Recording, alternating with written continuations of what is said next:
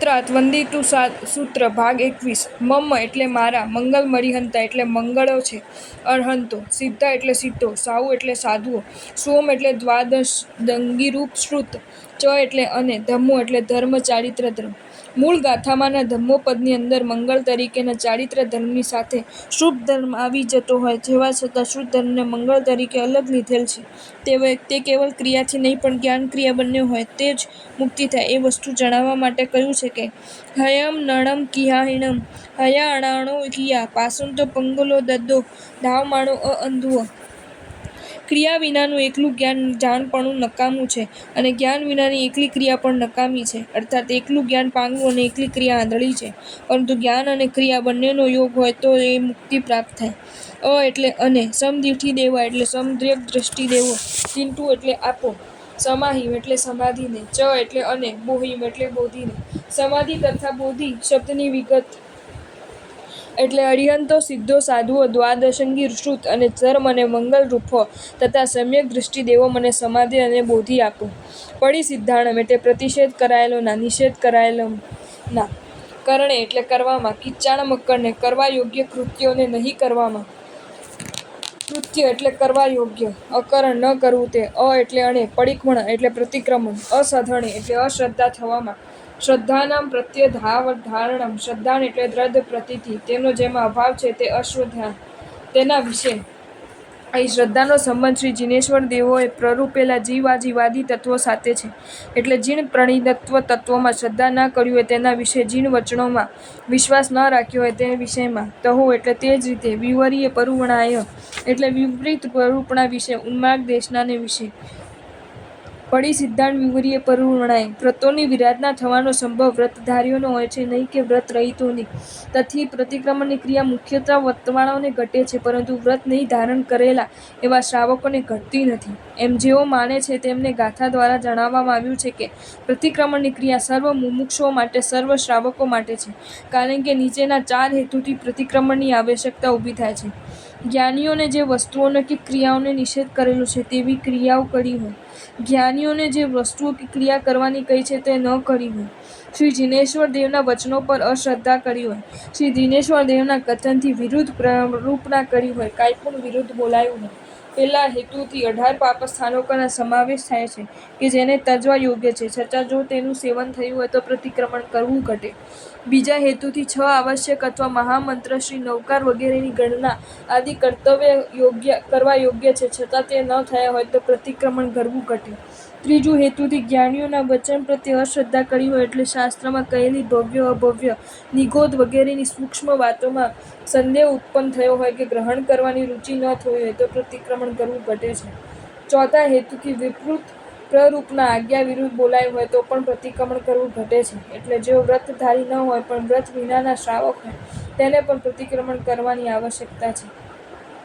નિષેધ કરાયેલોનું આચરણ કરવાથી, કરવા યોગ્યનું આચરણ ન કરવાથી, અશ્રદ્ધા ઉત્પન્ન થવાથી અને શ્રી જિનેશ્વર દેવના ઉપદેશથી વિપરીત પ્રરૂપણા કરી હોય એ 4 હેતુથી પ્રતિક્રમણ કરવાનું હોય છે. ખામેમી એટલે હું ખમાવું છું, મારા વડે થયેલા દોષોની ક્ષમા માંગુ છું, હું સહન કરાવું છું. સર્વે જીવી એટલે સર્વ જીવોને સર્વ જીવો પાસે, સર્વે એટલે બધા, જીવા એટલે જીવો, ખમંતુ એટલે ક્ષમા કરો, મેં એટલે મને, મિત્રી એટલે મૈત્રી મિત્રતા, સર્વ ભૂએષુ એટલે સર્વ ભૂતો પ્રત્યે, સર્વ જીવો પ્રત્યે, વૈરમ એટલે વૈર દુશ્મનાવટ, મજ્જ એટલે મારે, ન એટલે કેણઈ કોઈની સાથે.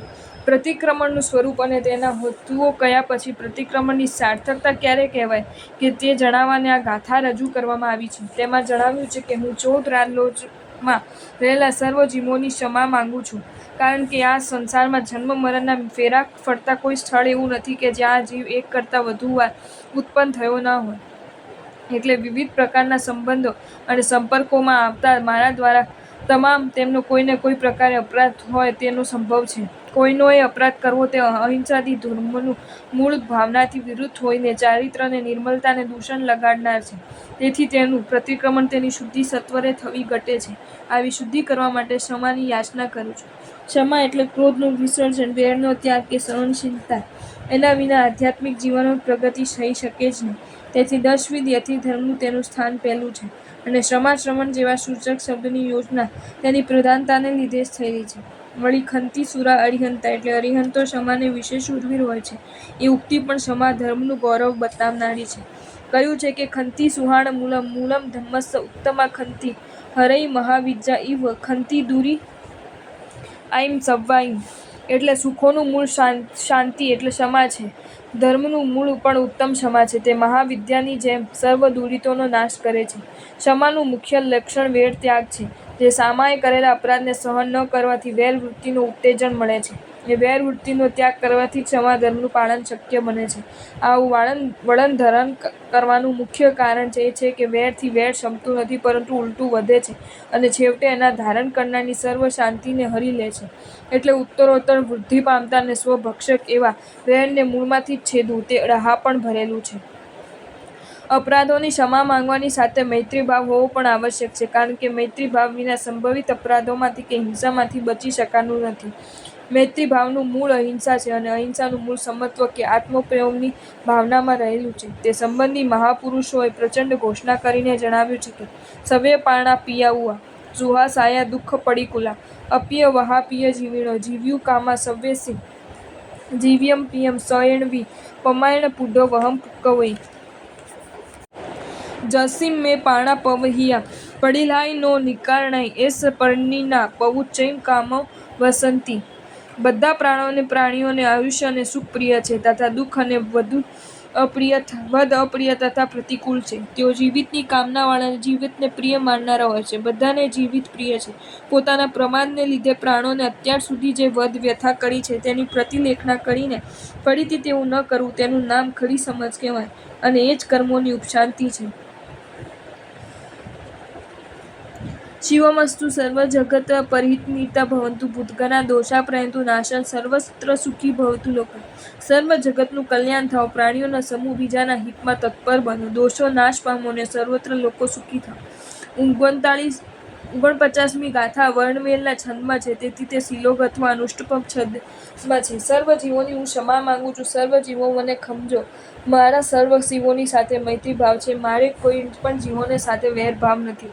હવે શ્રી 7 પ્રતિક્રમણ સૂત્રનો ઉપસંહાર કરતા ઉત્તરોત્તર ધર્મવૃદ્ધિને માટે અત્યંત મંગલ તરીકે સૂત્રકાર અંતિમ ગાથામાં નીચે પ્રમાણે જણાવે છે.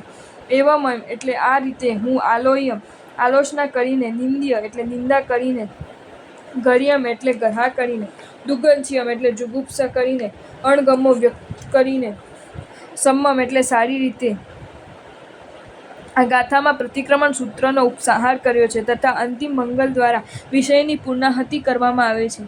તેમાં જણાવ્યું છે કે આ રીતે મેં અતિચારોની આલોચના કરી છે, નિંદા કરી છે, ગર્હા કરી છે અને સમ્યક પ્રકારે જુગુપ્સા પણ કરી છે. છતાં ફરી એકવાર મન, વચન અને કાયાથી પ્રતિક્રમણ કરતો એટલે કે વિભાવ દશામાંથી સ્વભાવ દશામાં આવતો હું પરોપકારી 24 જીવને વંદન કરું છું. અહીં આલોચનાનો પ્રતિક્રમણના સામાન્ય અર્થમાં પ્રયોગ કરીને તેના મુખ્ય અંગો નિંદા, ગર્હા અને જુગુપ્સાના નિર્દેશ કરેલો છે. આત્મસાક્ષીએ અતિચારોને દોષોને વખોડવો તે નિંદા, ગુરુ સાક્ષીએ વખોડવા તે ગર્હા અને તેના માટે હૃદયમાં તીવ્ર અણગમો પેદો થવો તે જુગુપ્સા. આ ક્રિયાઓ સમ્યક્તર પ્રકારે એટલે ભાવપૂર્વક યથાર્થ વિધિથી મેં કર્યા છે. છતાં ઉપસંહાર રૂપે કરીને ફરીને પણ મન, વચન અને કાયાથી પ્રતિક્રમણ કરીને અંતિમ મંગલ તરીકે 24 જીનને વંદના કરું છું. આદિ મંગલ વિઘ્નનો નિવારણાર્થે છે. મધ્ય મંગલ ગ્રહણ કરેલા કાર્યની નિર્વિઘ્ન પ્રવૃત્તિ માટે છે અને અંતિમ મંગલ શિષ્ય પ્રશિષ્યાદિ પરંપરામાં શાસ્ત્રોક્તને વિચ્છેદ થવો છે. આ રીતે મેં સમ્યક પ્રકારે અતિચારોની આલોચના કરી છે, નિંદા કરી છે, ગર્હા કરી છે, જુગુપ્સા કરી છે. હવે હું મન, વચન અને કાયા વડે પ્રતિક્રમણ કરતા હું 24 જીનેશ્વરોને વંદના કરું છું.